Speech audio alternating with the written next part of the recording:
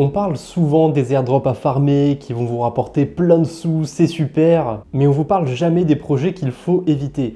Pourtant, sur certains projets assez populaires, on a de gros red flags et c'est ça dont je voulais parler aujourd'hui. Dans le titre, il y a partie 1 sur 3, mais ça ne veut pas dire que je vais faire 3 vidéos sur le sujet des airdrops à ne pas farmer. En fait, mon projet de base, c'était de vous faire une vidéo où je vous présentais 100 airdrops potentiels et comme j'adore l'argent, j'ai décidé de la couper et d'en faire 3 vidéos distinctes. Non, je rigole bien sûr, si j'ai fait 3 vidéos différentes, c'est parce que j'avais pas envie de faire une seule vidéo de 2 heures que personne n'aura le temps de regarder. Donc aujourd'hui, on va voir les 45 airdrops les moins intéressants à farmer en 2024. Alors je précise que c'est subjectif, je trouve que ces projets ne sont pas intéressants, mais vous avez le droit d'être en désaccord. Les commentaires sont là pour ça. Pour ma part, j'argumenterai mes propos et d'ailleurs, j'ai même mis une note sur 10 à tous les projets dont on va parler. Et tout naturellement, on commence par les projets qui ont eu la note de 0 sur 10, ceux que j'éviterai vraiment.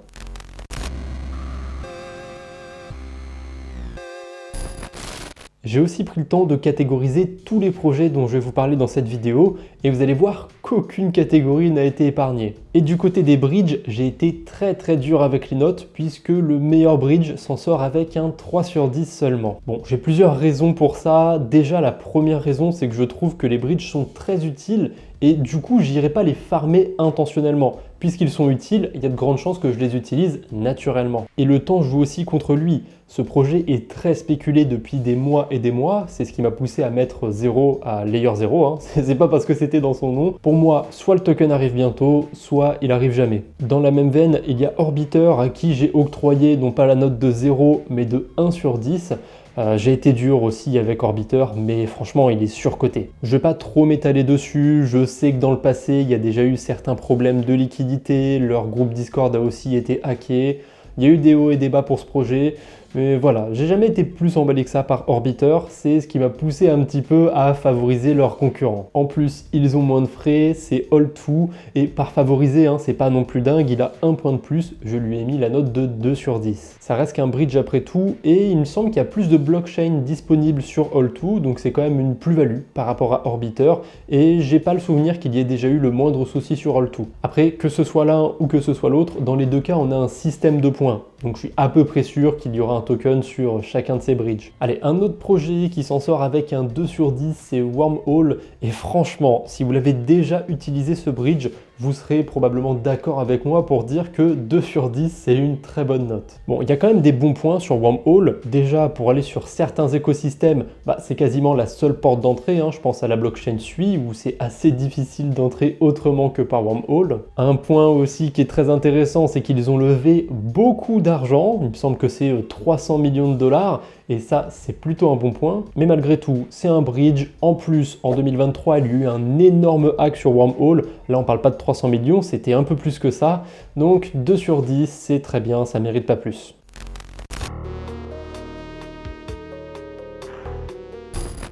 C'est la meilleure note que j'ai mis à un bridge dans cette vidéo. Et à vrai dire, c'est même à 2 bridges que j'ai octroyé cette note, puisqu'on va retrouver LayerSwap et Meson. Alors je précise un truc, un projet à qui je donne 3 sur 10, il n'aura pas plus de chances de faire un airdrop qu'un projet à qui je mets 0 sur 10. C'est vraiment une note subjective qui est basée sur plusieurs critères. Donc la possibilité d'un airdrop, s'il est intéressant, si on a encore le temps de le farmer, s'il est facile à farmer, etc. Bref, c'est tout un ensemble de choses qui me font donner cette note. Et sur LayerSwap par exemple, on n'a pas de système de points, donc a priori on n'est pas sûr qu'il y aura un token, mais on peut faire des choses sympas sur LayerSwap, comme bridger depuis un exchange. Autant je n'aime pas la finance centralisée, mais on ne peut pas le nier, il y a beaucoup de monde qui détient ses cryptos sur un exchange et du coup permettre aux gens de sortir ces cryptos et d'aller directement vers des blockchains qui sont à circuler, moi je trouve que c'est une superbe initiative. Par contre, même si c'est pas abusé, en termes de frais, LayerSwap c'est vraiment pas le meilleur bridge, hein. C'est souvent dans le bas du panier je trouve, alors qu'à l'inverse, on a Meson Finance qui a des frais très faibles. Bon, pour Meson, je suis biaisé, hein. Pour moi, c'est un excellent bridge, j'en ai déjà parlé plus d'une fois, mais d'un côté, sur certains chemins, on a littéralement aucun frais, Que demande le peuple? Bon, il y a quand même un souci sur mes zones, tout n'est pas joli dessus. Ce qui m'a fait lui mettre un 3 sur 10, c'est que l'airdrop semble se jouer autour de l'apport de liquidités. Ce qui me fait penser ça, c'est le message que l'on peut voir quand on veut ajouter des liquidités. Si on regarde les règles en détail, on peut lire ça. Les récompenses non réclamées pourront être converties en token Maison quand ce dernier sera lancé. Donc a priori, il prévoit de lancer un token. Le problème, c'est que pour ajouter des liquidités, pour apporter des liquidités sur le bridge, c'est 1000 $ minimum. Donc c'est pas accessible. Et en plus de ça, c'est un petit peu en OTC. Il faut passer par leur Discord, il faut aller se faire whitelister pour pouvoir ajouter des liquidités. C'est assez compliqué. Après, j'ai espoir que l'apport de liquidités ne soit pas le seul critère si un jour ils font un airdrop. On verra bien, en tout cas ça reste un excellent bridge que je continuerai d'utiliser.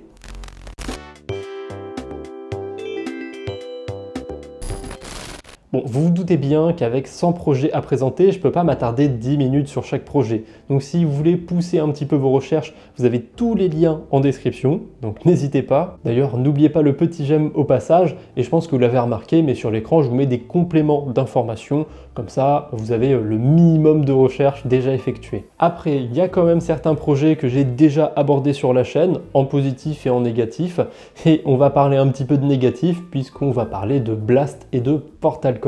Ceux-là, ils méritent clairement un 0 sur 10, et encore, je suis gentil, j'aurais pu leur donner une note négative. Le premier, c'est Blast, qui est une vaste blague puisque c'est un layer 2 qui n'existe pas encore. Par contre, ils mettent à fond en avant le fait qu'ils vont faire un airdrop, déposer des liquidités dessus, elles sont bloquées pendant plusieurs mois, mais c'est pas grave, vous allez avoir un super airdrop les amis. En plus, ils ont levé des fonds, donc forcément, ça donne envie d'y croire. Oui, il y a l'équipe de Blur aussi derrière, je pense pas que ce soit une arnaque, mais franchement, j'irai pas déposer de l'argent dessus. Parce que bloquer de l'argent pendant plusieurs mois pour juste une promesse d'un airdrop, hein, parce que le layer 2 derrière, il n'y avait rien de développé au moment où ils ont lancé leur promesse d'airdrop.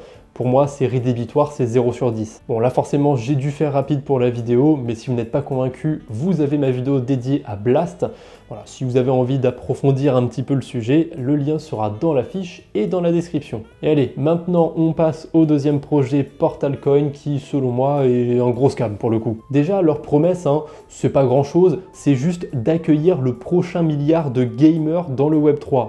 Bah franchement, bon courage les gars. Encore une fois, j'ai déjà fait une vidéo sur le sujet, mais c'est pas tout. J'ai aussi fait 2 threads sur Portal Coin, un autour du projet et un autour du white paper. D'ailleurs, je suis tellement investi contre ce projet que j'en ai déjà parlé plusieurs fois sur la chaîne secondaire, dans des vidéos d'actu et compagnie, et ça me permet de faire un petit peu la pub de ma chaîne secondaire au passage, hein. N'hésitez pas à vous abonner. Voilà, cette petite pub, c'est la seule raison qui m'a fait mettre 0 sur 10 à Portal Coin et pas moins 150 sur 10.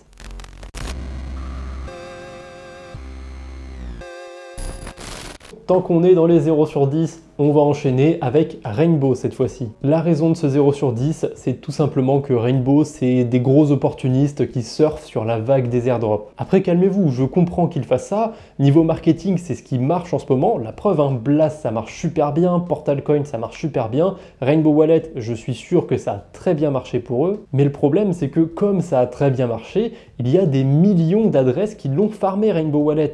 Et croyez-moi, vous risquez pas d'être éligible à quoi que ce soit si vous êtes dans le top 5 millions. En plus, la cerise sur le gâteau, c'est qu'il y a un système de points sur Rainbow Wallet et que pour monter dans celui-là, c'est soit avec de l'affiliation, soit en utilisant Ethereum. Et je pense qu'il y a peu de gens de mon audience qui utilisent quotidiennement Ethereum. Bien sûr, j'adore Ethereum, hein. Je n'utilise juste pas le mainnet parce que les frais de transaction sont beaucoup trop chers. Contrairement au Layer 2, où les frais sont plus accessibles, hein, ça reste un peu cher les Layer 2 d'Ethereum, mais Base par exemple, les frais sont très raisonnables dessus. Par contre, même si la blockchain est sympa, je lui ai mis la note de 1 sur 10. Honnêtement, c'est une très bonne note pour ce que c'est, hein. C'est le Layer 2 de Coinbase, ils sont déjà cotés en bourse, ils ont déjà leur propre action. Et du coup, Coinbase, ils ont une approche très centralisée des choses. Donc je les vois difficilement faire un airdrop qui pourrait leur permettre de décentraliser justement la gouvernance de la blockchain Base, ça me paraît un petit peu absurde. Après, dans le doute, j'ai mis 1 sur 10 parce que je trouve la blockchain pas du tout inintéressante. Si jamais un jour on a une bonne surprise, qu'on a un airdrop, pas forcément d'un token, mais qu'on récupère quelque chose, pourquoi pas? Mais en tout cas, dans l'optique de chasser un airdrop, il y a des Layer 2 qui sont infiniment plus intéressants que Base. Ça, c'est évident. Mais on va rester un petit peu sur l'écosystème de Base pour l'instant, c'est la transition parfaite. On a un projet qui a fait énormément parler de lui sur cet écosystème. Il s'agit de Friendtech et là j'étais obligé, je lui ai mis 0 sur 10. Déjà le projet a été lancé il y a plusieurs mois et depuis le tout début on a une promesse d'un airdrop et il n'y a toujours rien. Je suis peut-être impatient mais je me dis que si ça doit arriver l'airdrop de Friendtech, ça devrait pas trop tarder. Et en plus on avait tout l'aspect Ponzi autour du projet où il fallait inviter les gens avec des codes etc. Et ça me plaît pas du tout. À vrai dire peut-être que si je m'étais un peu plus intéressé au projet je lui aurais pas mis 0 sur 10. Mais voilà, je trouve que j'ai rien raté, j'ai pu m'intéresser à d'autres projets, en ce moment je suis sur Sui, je suis sur Aptos, et justement sur Aptos on a aussi notre petit projet à éviter, cette fois-ci c'est un protocole de liquid staking et c'est Amnis Finance. Je vais le passer assez vite celui-là, comme Friendtech on retrouve un système un petit peu Ponzi où on peut inviter des gens. En plus de ça, on a la promesse qui est bien mise en avant d'un airdrop. Pour moi, c'est red flag sur red flag. Il y a d'autres trucs de liquid staking à faire sur Aptos. Franchement, Amnis à éviter.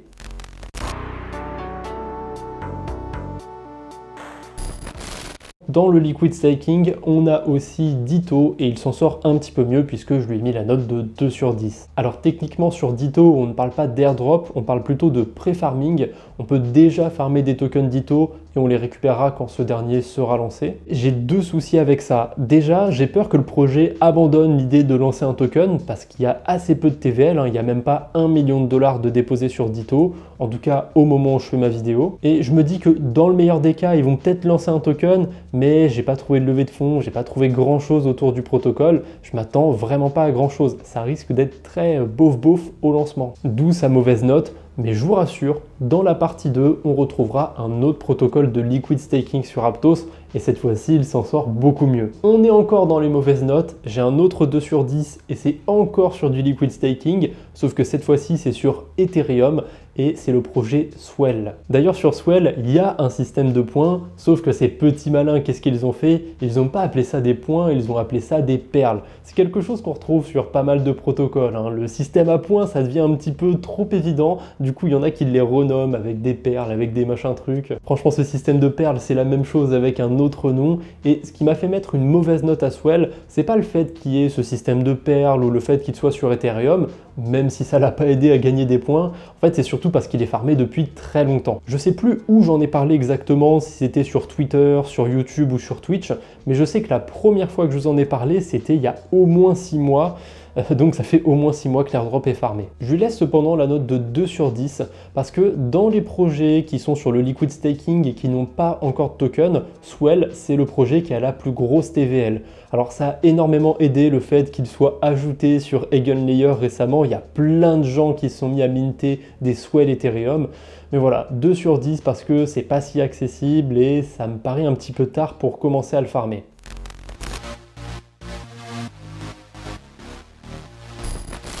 À présent, intéressons-nous aux NFT, enfin plus particulièrement aux marketplaces de NFT. Parce que mine de rien, il y a des choses sympathiques de ce côté-là. Déjà, on va se le dire clairement, la grande majorité des NFT sont juste spéculatifs. Alors oui, je sais qu'il y a telle collection, il y a tel machin truc qui permet un peu plus que de la spéculation, mais aujourd'hui, je vous fais une vidéo autour de la chasse à l'airdrop. Et la chasse à l'airdrop, c'est 100% de la spéculation. Moi aussi, je n'aimais pas les NFT en 2021, j'avais pas trop compris la hype, mais je dois dire qu'ils sont tenaces, ils sont revenus surtout avec la hype des ordinals, avec d'autres écosystèmes aussi comme Solana. Donc je pense qu'il ne faut pas sous-estimer le domaine des NFT, et notamment des marketplaces de NFT, qui sont du coup des bons candidats pour des airdrops. Et sur l'écosystème Solana, on a deux marketplaces de NFT qui n'ont pas encore de token. La première de ces marketplaces, c'est Magic Eden. Alors je sais qu'aujourd'hui, ils ne sont pas que sur Solana, mais de toute façon, ça change rien puisque l'airdrop se joue que sur Solana. J'ai vu qu'il y avait un système de points sur Magic Eden, mais je sais pas depuis combien de temps il est lancé à peu près, j'ai pas été vérifié à vrai dire. En fait, ce qui m'a rebuté directement sur Magic Eden, c'est qu'il fallait faire pas mal de volume, il fallait échanger des collections qui valaient assez cher, donc je trouve que c'est pas très accessible en termes de budget. Après, je lui ai quand même mis la note de 4 sur 10, parce que je me dis que pour les gens qui connaissent bien l'écosystème Solana, qui connaissent bien les NFT aussi sur Solana, il y a potentiellement des choses sympas à faire sur Magic Eden. Mais voilà, en dehors de ça, j'irai pas spécialement farmer l'airdrop. Et du coup, la deuxième marketplace de NFT sur Solana qui n'a pas de token, c'est Tensor. Et je lui ai carrément mis un point en moins parce que je le trouve encore plus dur à farmer que Magic Eden. Voilà, j'ai pas besoin de me répéter plus que ça, hein. Sur Tensor, on va retrouver tous les mauvais points qu'on retrouve sur Magic Eden. Si vous connaissez bien l'écosystème Solana, pourquoi pas aller le farmer, sinon je vous déconseille, hein, passez votre chemin. Et en dehors de Solana, il y a une dernière marketplace qu'on va retrouver aujourd'hui, il s'agit d'OpenSea, et c'est probablement la plus grosse ou une des plus grosses marketplaces de NFT, tout écosystème confondu. Et malgré qu'ils aient levé quand même 300 millions de dollars, je leur ai mis la note de 5 sur 10 seulement. Il est là depuis longtemps, donc je pense qu'on s'y prend tard si on commence seulement à le farmer maintenant. En revanche, il est disponible sur pas mal d'écosystèmes, notamment Polygon. Et sur Polygon, du coup, c'est bien plus accessible. J'ai pas l'impression qu'il y ait eu de rumeurs d'airdrop ou quoi que ce soit, hein, juste des gens qui spéculent et qui font des threads sur comment on peut farmer l'airdrop d'OpenSea. Donc on verra bien s'il se passe un truc de ce côté-là. En tout cas, je pense que la plupart d'entre vous qui sont déjà intéressés aux NFT, vous êtes passés par OpenSea. Donc s'il doit y avoir quelque chose, c'est pas impossible que vous ayez une part de cet airdrop.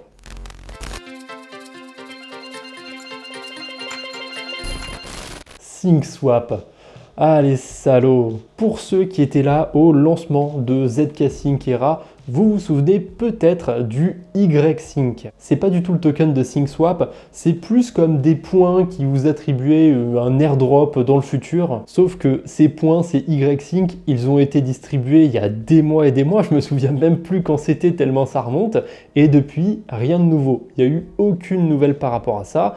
Mais pourtant, SyncSwap, ils ont continué de se développer, ils ont continué leur bout de chemin. Mais j'ai été extrêmement déçu à un moment du protocole.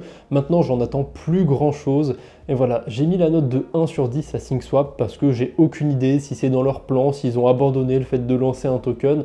On verra bien. Et juste au-dessus de SyncSwap, en termes de notes en tout cas, on retrouve JediSwap, puisque je lui ai mis 2 sur 10. Franchement, 2 sur 10, c'est plutôt une bonne note pour ce que c'est. J'ai pas trouvé beaucoup de points positifs à JediSwap. C'est un DEX assez basique qui n'apporte rien de nouveau. Cependant, comme il y a très peu de protocoles, voire aucun protocole qui a déjà lancé son propre token sur Starknet, je pense que ça peut être intéressant de s'intéresser à l'écosystème au global, et quand on aura une saison des airdrops là-bas, ça risque de distribuer de partout. Et allez, je parlais de Starknet, on va rester un petit peu sur cet écosystème.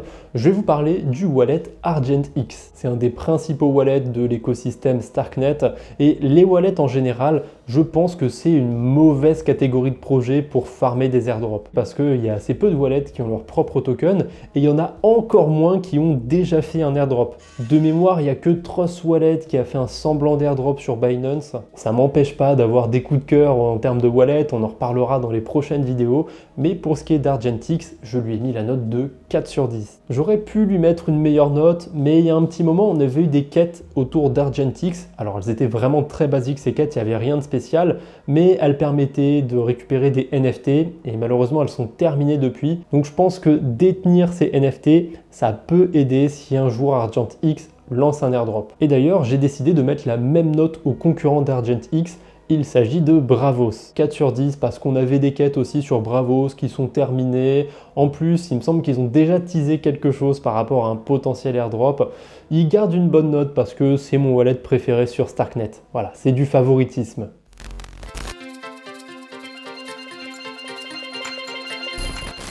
Je reviens vite fait sur les DEX parce que j'en ai oublié un. Il s'agit de Agni ou Ani, je ne sais pas comment ça se prononce, et je lui ai mis la note de 4 sur 10. C'est le plus gros DEX sur la blockchain Mental, donc déjà de base, ça en fait un airdrop intéressant à farmer, puisqu'il n'y a pas de token sur Ani. Le souci, c'est que le projet a été lancé en août 2023, donc ça fait 6 mois facile que le projet est en route. Ça commence à faire longtemps pour un DEX. Mais le plus intéressant autour d'Agni, c'est qu'ils ont publié leur rapport 2023 et on apprend plein de choses dedans. Déjà, ils ont fait 850 millions de dollars de volume en l'espace de 5 mois sur 2023, ce qui honnêtement est balèze pour la blockchain Mental. Et en 2024, ils ont annoncé lancer pas mal de choses. Dans le lot, ils ont cité les tokenomics. Alors ça, c'est pas l'annonce qu'ils vont avoir un token, je sais pas ce que c'est. Par contre, ça veut pas dire qu'ils vont lancer un airdrop, puisqu'ils nous parlent aussi d'un launchpad. Alors ça pourrait très bien être un launchpad pour lancer d'autres projets, mais généralement les DEX qui ont créé leur propre launchpad. C'était quoi le premier projet sur ce launchpad? C'était le token du DEX.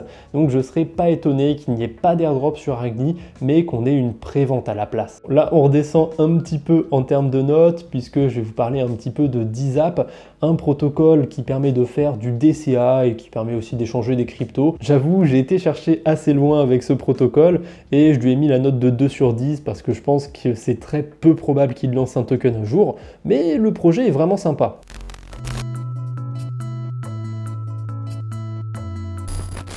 J'ai plein de protocoles de lending, donc je vais essayer de pas trop m'attarder là-dessus. On commence par Kinza, à qui j'ai mis la note de 1 sur 10.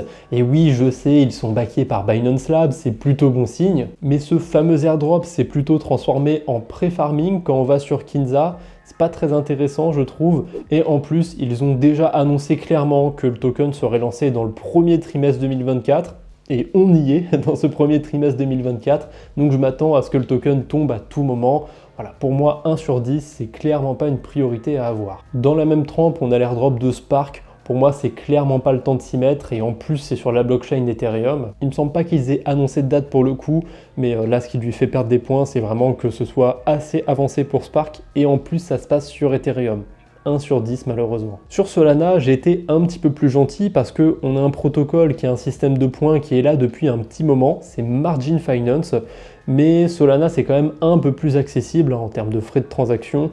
Donc 2 sur 10, c'est mérité. En plus, Margin Finance est assez farmé. Il y a une grosse vague de farmers qui sont arrivés au cours du mois de décembre. Et je suis coupable, j'avoue que j'ai participé à cette vague de farmers, puisque je suis arrivé sur Solana vers le mois de décembre, je pense. Et en plus, j'ai fait une vidéo sur le sujet. Donc forcément, j'ai contribué à ramener encore plus de farmers avec moi. Donc clairement, c'est tard pour commencer à farmer cet airdrop sur Solana. Mais si vous avez déjà des liquidités sur Solana, pourquoi pas essayer d'en mettre un petit peu sur Margin Finance. Vous pouvez faire des intérêts sur le protocole. Au pire, si vous arrivez trop tard pour l'airdrop, je pense qu'il y a plus d'une stratégie sympathique à faire dessus. Et en fait, cette contrainte du temps, vous allez voir qu'on va la retrouver encore et encore dans cette vidéo. Le temps, eh bien TimeSwap. Justement, il porte bien son nom, je lui ai mis 2 sur 10. Ils ont déjà plus ou moins teasé le fait qu'ils allaient lancer leur token au courant du premier trimestre 2024. Je pense que ce sera plutôt à la fin du premier trimestre, vu qu'on a certaines pools où on peut farmer des token time et qui se terminent au mois de février ou au mois de mars même. Donc à mon avis, on a encore un petit peu de temps, mais je dois quand même être honnête avec moi-même, même si j'aime le protocole. Pour moi, il ne mérite pas plus de 2 sur 10 parce que ça fait un moment qu'on peut pré-farmer du token, il ne me semble pas qu'ils aient levé de fonds. Voilà, il n'y a pas assez de bonnes raisons qui me font croire qu'on pourra avoir un bel airdrop de ce côté-là.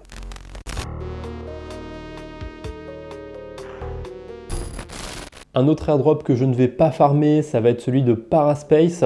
Déjà, ça se passe sur Ethereum, donc ça me freine un petit peu, mais je le trouve quand même assez sous-coté, ce protocole. J'en entends pas souvent parler. Pourtant, je trouve qu'il a tous les bons points pour faire un bon airdrop. Il y a pas mal de TVL, ils ont fait des levées de fonds, il y a une certaine communauté dessus. D'ailleurs, j'ai dit Paraspace, c'est normal, ils sont renommés il n'y a pas longtemps, maintenant ils s'appellent Parallel. Mais en fait, au moment de l'écriture du script, je savais pas qui s'était renommé, du coup j'avais écrit Paraspace et je m'en suis rendu compte après coup. Si des baleines d'Ethereum passent par là, je pense que Paraspace, il n'est pas inintéressant à aller farmer. Et en plus de ça, on a la possibilité de déposer des NFT en collatéral. C'est plutôt original, c'est pas le seul protocole, c'est pas le premier non plus qui permet de faire ça, mais c'est pas quelque chose qu'on retrouve à tous les coins de rue non plus. Donc même si je pense qu'il peut intéresser très peu de gens, je lui mets la note de 3 sur 10. Il est assez sous-coté. Un autre protocole qui mérite aussi la note de 3 sur 10, mais pas pour les mêmes raisons, c'est Scalop. Alors c'est du lending assez classique, on peut déposer, emprunter des cryptos, on a même la possibilité de staker des cryptos pour avoir des intérêts bonus. Ça se passe sur la blockchain Sui, donc c'est plutôt abordable, je trouve. Par contre, ils ont lancé un système de points il n'y a pas longtemps et il y a des perles et il y a des machins trucs. J'ai rien compris à ce qu'ils ont essayé de faire. Du coup, je mets la note de 3 sur 10 parce que je ne sais pas si on peut encore farmer l'airdrop, s'il y aura d'autres distributions de points ou si c'est déjà terminé. J'avoue que j'abuse un petit peu, j'aurais peut-être pu prendre une demi-heure pour aller creuser un peu plus du côté de Scallop, mais bon, c'est un protocole de lending sur SUI, il y en a un autre qui est un peu mieux, donc voilà, Scallop 3 sur 10, c'est déjà bien. D'ailleurs, tant qu'on est en train de parler de SUI, on va parler un petit peu d'un wallet sur cet écosystème, et il s'agit d'Ethos. J'ai vraiment rien de spécial à dire sur ce wallet, je lui ai mis 3 sur 10 parce que c'est pas impossible qu'on ait un truc un jour, et c'est mon wallet préféré sur l'écosystème SUI, donc encore une fois du favoritisme. Le dernier projet que j'ai pour aujourd'hui sur l'écosystème SUI, c'est Bucket, et c'est un protocole qui est assez sympathique puisqu'il va nous permettre de minter un stablecoin par-dessus des tokens SUI ou encore des SUI stakés. Sur le papier, c'est plutôt cool, c'est un fork de Liquity, plus ou moins, donc on connaît, ça marche déjà très bien. Le problème, c'est qu'on peut aussi mettre des USDC en collatéral, et 90% du collatéral, si ce n'est plus, c'est des USDC. Donc je trouve ça complètement absurde en fait. On back un stablecoin avec un autre stablecoin, ça n'a pas trop d'intérêt. En l'état, j'ai mis la note de 3 sur 10 au protocole. J'espère qu'ils vont réussir à changer ça, à faire en sorte que les gens mettent plus de SUI en collatéral, parce que je ne suis pas convaincu que ce soit intéressant de backer un stablecoin par un autre stablecoin.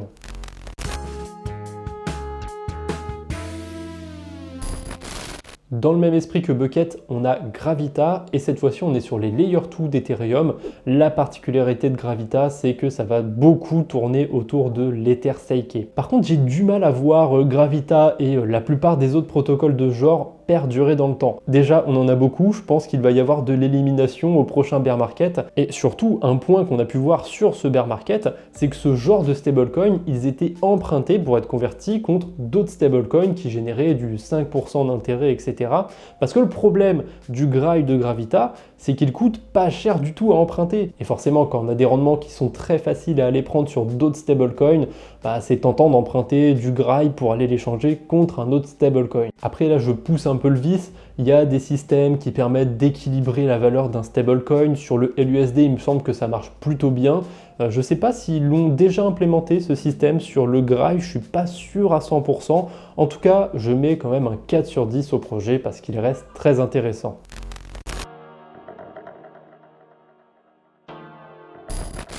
Je n'ai pas encore passé toutes les très mauvaises notes et je pense que je vais me faire un petit peu détester pour celui-là, mais j'ai mis la note de 1 sur 10 à Perennial. Attendez, je crois que je me suis trompé, c'était pas lui. Attendez un instant. Ah si. Perennial, je lui ai bien mis 1 sur 10, mais lui c'est un protocole de trading complètement anecdotique, donc il méritait un placement tout aussi anecdotique dans ma vidéo. Le vrai protocole pour lequel je vais me faire détester par certains d'entre vous, c'est Eigenlayer. On en a parlé un petit peu tout à l'heure. Oui, j'ai mis 1 sur 10 à Eigenlayer, mais depuis combien de temps on peut le farmer celui-là? Ça fait peut-être 1 an déjà. En plus de ça, c'est que sur Ethereum, c'est pris d'assaut par les baleines, puisque je ne sais pas où ils en sont, mais on avait un plafond de 500 000 Ethereum, et il me semble qu'il a été atteint depuis. Donc je suis même pas convaincu qu'on puisse encore farmer cet airdrop, parce que si on peut plus déposer d'Ethereum dessus, on peut plus le farmer. Après je lui ai pas mis 0 sur 10, parce que même si on ne peut pas le farmer, c'est un des protocoles les plus ambitieux du moment, il méritait bien 1 point. Maintenant, à voir comment ça va se passer, mais je suis convaincu que si Eigenlayer lance un token à jour, ça va être un sacré événement.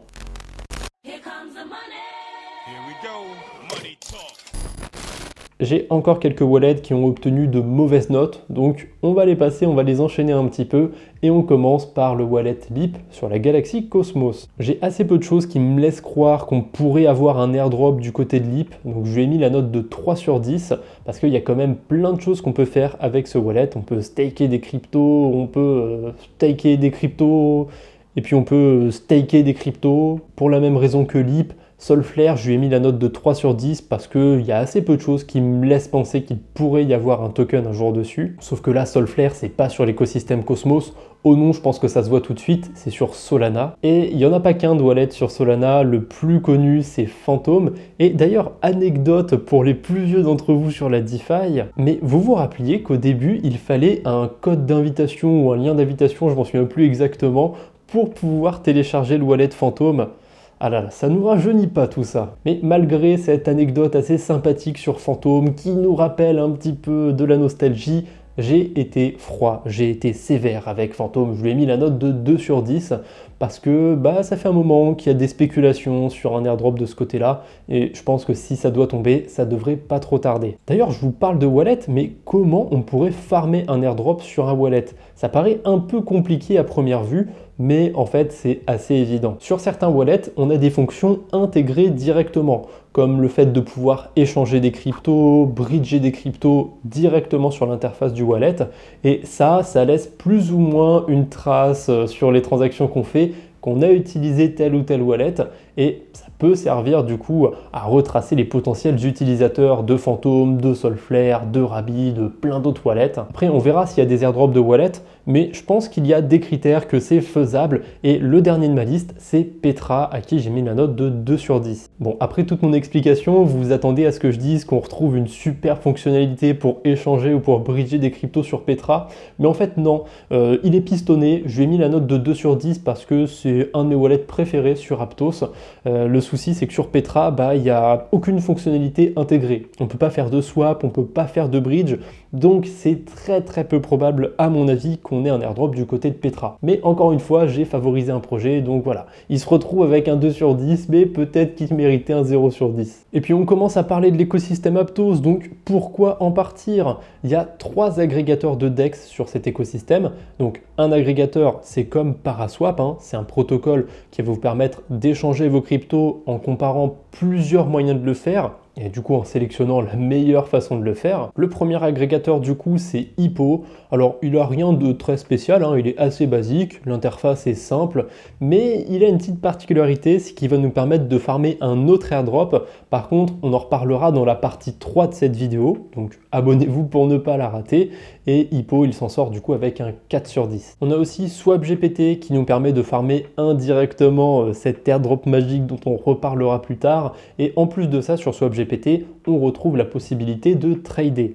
Alors c'est très limité, on peut juste faire des longues ou des shorts avec un levier x1 sur de l'Ether et sur du Aptos. Donc je prends ça comme une fonctionnalité bonus qui lui rajoute pas de points. 4 sur 10 aussi pour SwapGPT. Et enfin, le troisième agrégateur, c'est Kana. Ils ont réussi à lever 2 millions de dollars de fonds, donc je lui ai mis un petit point de plus, il a 5 sur 10. C'est très similaire à SwapGPT. On a un onglet trade un petit peu éclaté où on peut juste shorter ou long Ethereum et Aptos. L'agrégateur, quant à lui, fonctionne bien et il est sur plusieurs blockchains d'ailleurs. En prime, on a une sorte d'annuaire de DeFi où on peut retrouver quelques stratégies à faire, mais vraiment rien d'incroyable ici.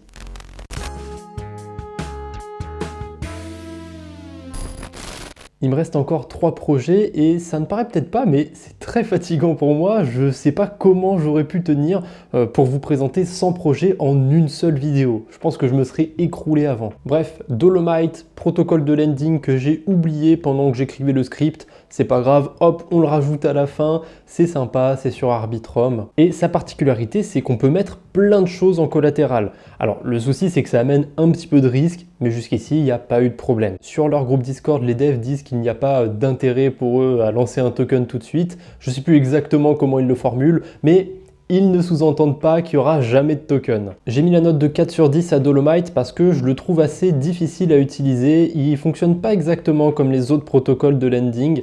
Après, ça a quand même un avantage d'être compliqué à utiliser, c'est que ça va rebuter un peu les gens et à mon avis, il va être beaucoup moins farmé que d'autres protocoles. En tout cas, pour les courageux que ça intéresse, je pense que vous serez récompensés. Enfin, s'il y a un airdrop, parce que s'il n'y en a pas, vous êtes juste courageux ou imprudent, ça dépend du point de vue. Et justement, sur Azuro, je peux le dire, la plupart des gens qui farment cet airdrop, ils sont plutôt imprudents parce qu'Azuro, c'est un protocole qui permet de faire des paris sportifs. La première fois que j'en ai parlé, c'était il y a 6 mois et demi sur la chaîne secondaire, donc ça remonte un peu. Et je vous ai dit que c'était un protocole, mais je me suis un peu trompé. C'est pas exactement ça. En fait, Azuro, c'est plutôt une sorte de kit, une sorte d'outil qui permet de créer des plateformes de paris sportifs qui vont reposer sur la blockchain. Donc c'est pas directement un protocole. Et il y a 2 manières de farmer cet airdrop, soit en faisant des paris sportifs sur des sites qui utilisent Azuro. Sur le site d'Azuro, vous avez toute la liste des protocoles qui vous permettent de farmer l'airdrop. Mais heureusement, on a un moyen plus simple de farmer cet airdrop, c'est de se mettre à la place des bookmakers en quelque sorte et d'apporter des liquidités. Pour le coup, ça se passe directement sur Azuro. On a un onglet avec des pools de liquidités, mais faites attention quand même avec ces pools puisqu'elles peuvent amener des rendements négatifs. Prudence du coup, n'allez pas mettre toutes vos économies dessus, c'est pas si early que ça. L'avantage par contre, c'est qu'on a une pool sur Polygon, on a une sur Gnosis, donc en termes de frais de transaction, c'est vraiment très faible.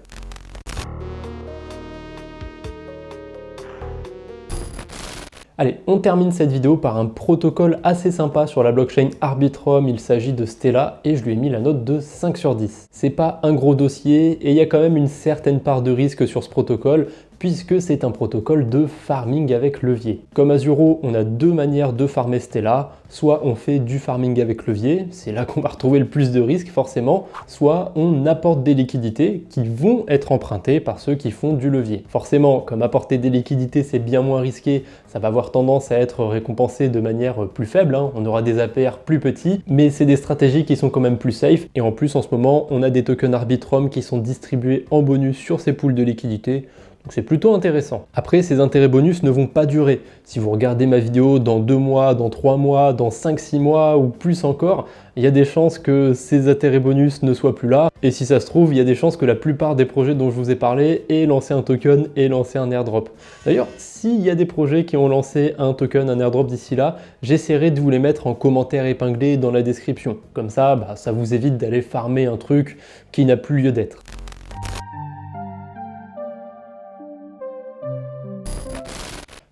Voilà, j'ai réussi à vous présenter une quarantaine de projets aujourd'hui, je suis assez fier de moi. Bien sûr, dans le lot, tout n'est pas acheté, hein. Je vous ai quand même présenté des projets qui étaient intéressants. Le titre est peut-être un petit peu dur avec certains de ces projets, mais au moins, j'espère que ça vous aura donné les bases et qu'avec cette vidéo, vous allez pouvoir avoir une idée de comment on priorise certains projets. Pour résumer tout ça, on a déjà les projets qui sont pas très légitimes, comme Friendtech, Rainbow ou encore Portalcoin. Ceux-là, on les reconnaît facilement puisqu'ils mettent partout en avant qu'ils vont faire un airdrop. Après, on va retrouver les projets qui n'ont pas fait de levée de fonds et qui ont assez peu de liquidité. C'est bien de rêver, mais un airdrop, ça se finance quand même un minimum. Donc s'il n'y a pas du tout d'argent derrière le projet, ça va être difficile. On a les projets qui sont trop farmés aussi, je pense à celui d'Eigenlayer, ceux qui le sont depuis un moment. Là, on peut retrouver Swell et on peut retrouver encore une fois Eigenlayer. Et enfin, on a aussi les catégories de projets qui ont moins de chances de lancer un airdrop. Je pense typiquement au wallet et au bridge éventuellement. Et là, je pense qu'on est bon. Si vous avez d'autres critères qui vous feraient éviter des airdrops, n'hésitez pas à les balancer en commentaire. On se revoit dans 2 jours pour la partie 2. On va commencer à monter un petit peu en qualité. Et dans 4 jours, on se retrouve pour la partie 3 où là, on va voir le caviar, la crème de la crème, les pépites, les joyaux. Je commence à manquer de vocabulaire là. Bref, j'ai hâte de vous sortir tout ça. C'est le plus gros projet que j'ai fait sur la chaîne depuis l'existence de cette chaîne YouTube. Merci à tous pour le soutien. On se retrouve bientôt, j'espère. D'ici là, portez-vous bien. Salut tout le monde!